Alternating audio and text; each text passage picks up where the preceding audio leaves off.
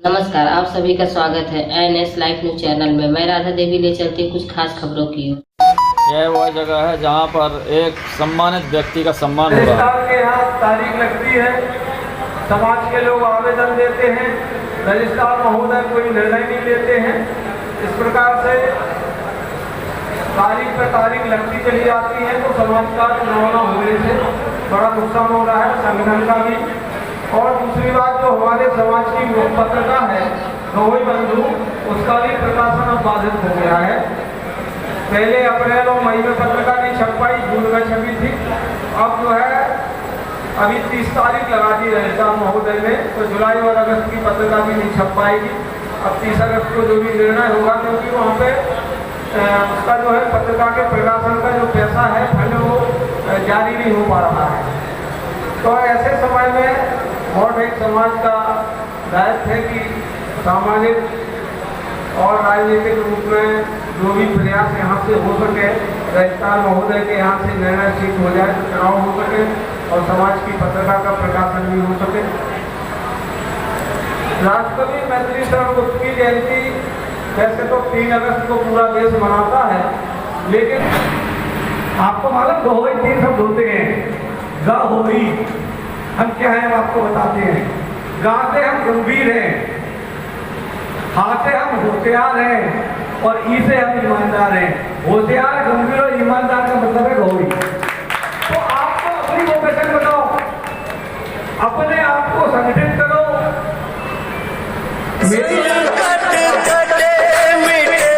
गहोई समाज की इतनी संपत्ति है, इतनी प्रॉपर्टी है जितनी झांकी गहोई समाज के पास भी नहीं है। बहू बेटी घर आ रही है तो उसकी माँ निश्चित है इस बात को लेकर कि हमारी बेटी सुरक्षित अपने घर आ रही है। और मैं योगी जी का इसलिए अभिवादन करता हूँ कि उन्होंने एक गहोई समाज के आप सबके छोटे भाई को, आप सबके मित्र को एक ऐसे पद पर मुझे इतनी बड़ी जिम्मेदारी दी है। इसलिए गहोई समाज मुझे योगी जी का और भारतीय जनता पार्टी का बहुत बहुत आभारी है और गहोई समाज बहुत बहुत योगी जी का आभारी रहेगा। मैं आपसे निवेदन करता हूं, देखिए इस समय व्यापार की स्थिति कुछ वैश्विक परिदृश्य चल रहे हैं जिसके कारण कुछ उठापटक हो रही है। इसलिए व्यापार को करने के लिए बहुत ही सावधानी और बहुत ही समझदारी की आज आवश्यकता है। और व्यापार की गतियां भी अनेक प्रकार के कार्य बदल गए, डिजिटल मार्केटिंग होने लगी, लोग के पास साधन संसाधन है, छोटी छोटी से गांव के व्यक्ति बड़े बड़े शहरों से जुड़े हुए हैं। ये हमारा एक मध्य का मार्केट है।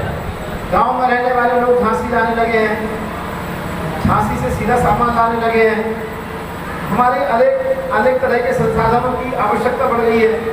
तो जो मोट में हमारा जो व्यापारी समाज है उनके भी संघर्ष के काफ़ी अनेक बहुत सारी समस्याएं इनके सामने हैं। साधन संसाधन वाहन बढ़ रहे हैं, लोगों की आवश्यकताएं अनेक प्रकार की हो गई हैं।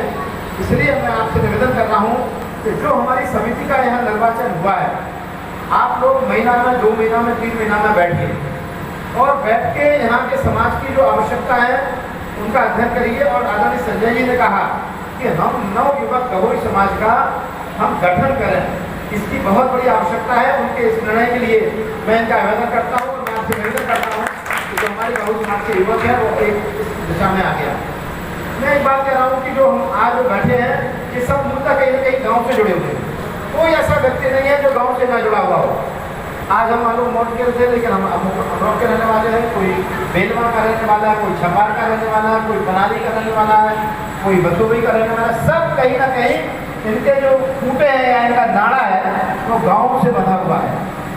अब इस समय जो वैश्विक परिदृश्य है, दुनिया की जो गति है, उसको देखते हुए सब चीज़ें बदल रही हैं और आने वाला जो समय है भारत का, वो अब समय आने वाला है फिर से गाँव की ओर। क्यों आने वाला है कि खेती का रकबा लगातार कम हो रहा है और आबादी प्रतिदिन बढ़ रही है। और बढ़ती हुई आबादी को भोजन कोई दे सकता है तो वो कौन दे सकता है? किसान दे सकता है। बढ़ता हुआ प्रदूषण आज भारत की दुनिया के सामने चुनौती बन गया है। इसलिए बढ़ते हुए प्रदूषण को कोई ठीक कर सकता है तो पेड़ पौधे कर सकते हैं। और पेड़ पौधे कहाँ लगते हैं? खेतों में लगते हैं। तो जो जहाँ के किसान, आप खेती वाले लोग हैं, इसमें कितने लोग हैं जिनके पास में खेती है? हाथ खड़ा करो। जिनके पास खेती है, बहुत बढ़िया। मैं आपसे निवेदन कर रहा हूं कि कुछ भी हो लेकिन आप अपनी खेती नहीं बेचना। क्या नहीं बेचना? खेती नहीं बेचना, क्योंकि आने वाला समय फिर से खेती का आने वाला है।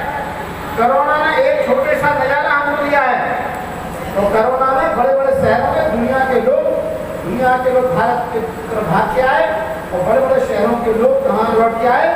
अपने घरों की ओर लौट के आए। और आने वाले समय में फिर से जमाना आने वाला है, और वो आने वाला है, हम कहेंगे चले, आप कहेंगे गांव की ओर चले। और आने वाला समय है वह फार्म हाउस का जमाना है। क्या का जमाना है?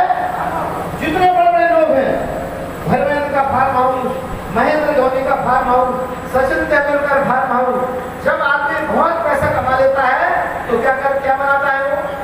क्या बनाता है वो? बताइए, फार्म हाउस पर रहेंगे तो ज्यादा शुद्ध हवा मिलेगी कि हम झांसी के एलआईडी चौराहे पर रहेंगे या मेडिकल कॉलेज पर रहेंगे तो ज्यादा शुद्ध हवा मिलेगी? बताइए कहाँ शुद्ध हवा मिलेगी? फार्म हाउस पर रहेंगे।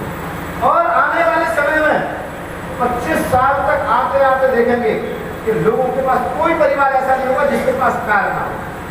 हम भी कह सकते हैं कि मोट समाज में जो टोटल समाज यहाँ का, उसमें सबसे ज्यादा कारें यदि किसी के पास होंगी तो वो हमारे गौरी समाज के पास होंगे कि नहीं होंगी? और जिनके पास कारें नहीं है उनके पास भी कारें हो जाएगी। कोई ऐसा गौरी समाज का व्यक्ति नहीं रहेगा जिनके पास कार ना हो। सबके पास कार होगी, सबके पास मकान होंगे, सबके पास पैसा होगा, लेकिन शुद्ध हवा, शुद्ध पानी, शुद्ध भोजन, ये क्या है भैया? ये पानी की बोतल है। ये कितने रुपए की है? कम से कम 10 रुपए की है। 10 रुपए का, और आज 15 रुपए का, 17 रुपए का, 20 रुपए का 1 लीटर पानी बिक रहा है। बिक रहा है, नहीं बिक रहा है? आने वाला समय वो है शुद्ध हवा का संकट, शुद्ध पानी का संकट, और इससे भी ज्यादा भयानक है शुद्ध भोजन का संकट। शुद्ध, आज हम अपने बच्चों को शुद्ध भोजन नहीं दे पा रहे। आज हमारे बीच में जो बड़ी उम्र के बैठे, हमारे डॉक्टर रामकिशोर सिंह जी हैं, हमारे और बड़े लोग बैठे, आप बैठे हैं, तो 70, 80 साल, 90 साल, 100 साल के लोग भी हमारे समाज में हैं। लेकिन आने वाला जो समाज है 50 साल में, 60 साल में हार्ट अटैक हो रहा है। दुनिया का हब बन गया है डायबिटीज का हिंदुस्तान, और दुनिया का सबसे बड़ा कैंसर यदि कहीं बढ़ रहा है तो कहाँ बढ़ रहा है? हिंदुस्तान में कैंसर बढ़ रहा है। इन सारे बढ़ते हुए कैंसर, बढ़ती हुई बीमारियां, बढ़ती हुई गरीबी, बढ़ती हुई बेरोजगारी, इन सारे समस्याओं का समाधान है यदि किसी के पास में है तो वो वैश्य समाज के पास है।